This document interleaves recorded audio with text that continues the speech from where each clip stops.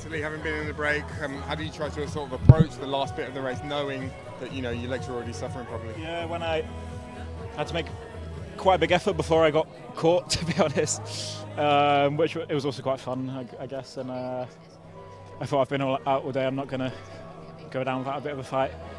But then when the bunch caught me, they luckily went.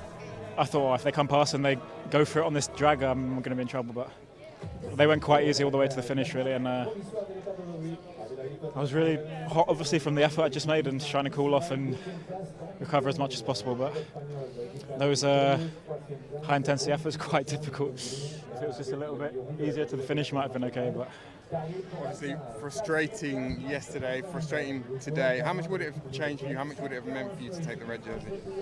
I mean, it would have been really nice, yeah, but I gave it my everything, and maybe I could have crashed into someone and got given the same time, but it's not the way you want to do it, is it? So, yeah. And I think we are surprised to see you in the breakaway, or many of us were surprised. Tell us a bit what was the idea this morning?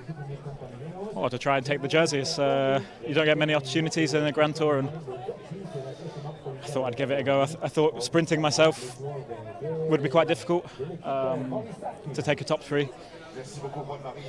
So I thought I had nothing to lose really, and I had to make quite a big effort at the start and probably maybe paid for it just a little bit at the end. But it was nice to try and find out. Almost a crash in a small gap in the end, and it was a hard final for someone that's been in the breakaway, and even for the positioning, I didn't have the legs to really move any further forward than I was. It's a shame, but it was nice to try. You mentioned a crash in the final. I didn't see it. Yeah, there was just one roundabout. I think they only had one lane open, and we almost stopped halfway in the bunch. It happens, but yeah. And you had to close the gap before the final climb started? That was in the bottom, yeah. I mean, I was just sliding backwards in the climb anyway. I didn't really have much left for such a hard finish, and guys were doing full lead outs and then just stopping obviously in the middle of the road, and it's a little bit tricky if you're not in the front, but yeah. Very good try. One question. We have a lot of questions about your kit. It's cut open at the bottom and at the sides. The organisation, for some reason, they only gave me an extra small, and then they didn't have any spares, so they said you can wear your own team kit or the green jersey, and I said I can't wear my own team kit for maybe.